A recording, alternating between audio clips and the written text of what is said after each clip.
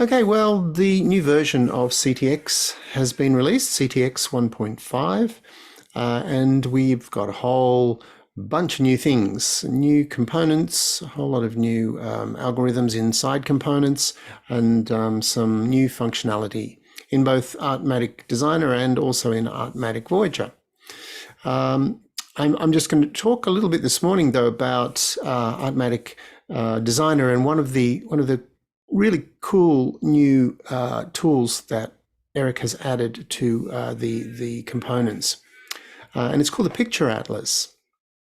So up until this point, we know that we've been able to bring pictures into ArtMatic Designer. We have a way of handling images. This is kind of a little bit of a new idea, which allows us to add images in a way that we can manipulate them in certain ways, which is quite fun. And I'm going to show you how this works, and also very focally, I'm going to show you how to prepare images so that the Picture Atlas can use them, because it needs a certain kind of format for it to function correctly. Pretty simple though. What we will need to do this is an image editing application. I use Affinity Photo for mine, and this is because we have to actually set things up in a certain way for the Picture Atlas to function correctly. So the first thing you'll need to do is to create a square. We're going to create images in a grid, and we want to make our images in a reasonably high resolution. So I've made a square here with a transparent background, because in this case I want to have a transparent background, and I've made my grid 3000 pixels on a side, so it's 3000 by 3000. I've also made a grid to divide this whole square into 3 by 3. So let's have a look at the grid. You can do this in most photo editing applications. This is just a grid that shows me now that I've got 3 cells by 3 cells of image. And that's what I want for this particular use. So I've already prepared some images here, and they are images that have a transparent background, and I've placed them in each of the cells. So the grid is just there so that I can align things easily. I'll show you what I did. I got my images, I imported them, and I've just placed them in the cells like this. So let's just look at what I've put in there. Each of these cells has a different image. I have 3 by 3 with different images in it. Now, you don't have to use a transparent background. You can make a square with full rastered images, and that's fine. But the reason that we've done it with transparent backgrounds is so that the images will stand by themselves. If we have solid backgrounds, it will just cut them into squares, and each of those squares will be taken into ArtMatic Designer. That's fine if that's what you want to do, but I think most of the time we're going to find that this is the preferable way of doing things. And the important step that we have to do is the next one. This is where we export our file. We want to export it with our transparent background, so we're going to transport it as a PNG file. And the important thing that we need to do is to title it correctly, to name our file correctly. And that's because ArtMatic Designer expects to see this image in a certain format. And it's pretty simple. So I've already done it here before, so I'm just going to click on this and you'll see what it's titled. I've called it symbols. And this is the important thing. We then call it underscore atlas and the number of cells in our grid, atlas 33.ping. This is the important part. We call it that, and ArtMatic will recognize what it is that we intend to do with it. So let's save it. I just replaced the one that's already there because I've already done it. And we'll go back into Designer and we'll have a look at our image import section here. At the moment, as you can see, we just have the standard UNI logo, which should default there, and it's only seeing a little portion of the logo because it expects to see a grid, and it's not seeing a grid at the moment. So let's look at my symbols. So I'm just going to import my symbols here, and we can see one of the symbols, and that's because the algorithm down here is only selected to single cell. So let me grab one of the other ones. Let's say the Voronoi random cells.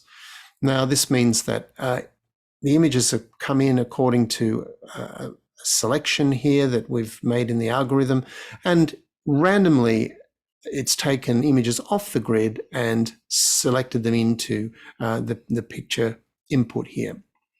We've got some control over what we can do with them too. We can change the tile index, which is where ArtMatic looks along the tiles to start its image selection. The input index, which will just switch down whatever's available here in our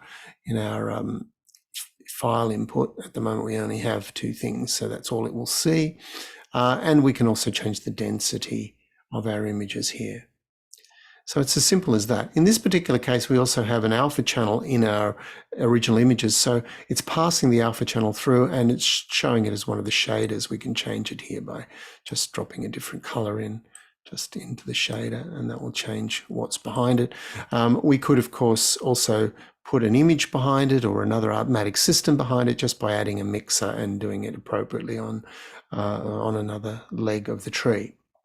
So that's it. That's pretty simple, and that's how this works.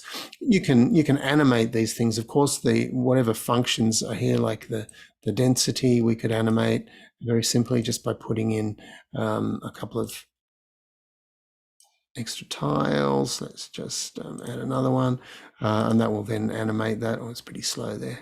It's going to take a little while, but would animate it if we could be bothered waiting. There are actually three different algorithms or components available for use as the picture atlas import, and I'll show you them very quickly while I'm here. I've got these prepared, so let me just go open recent, and I'm going to show you. This is a 3 to 4 version of it. So this here, instead of having two inputs, an X and Y, we've got 3.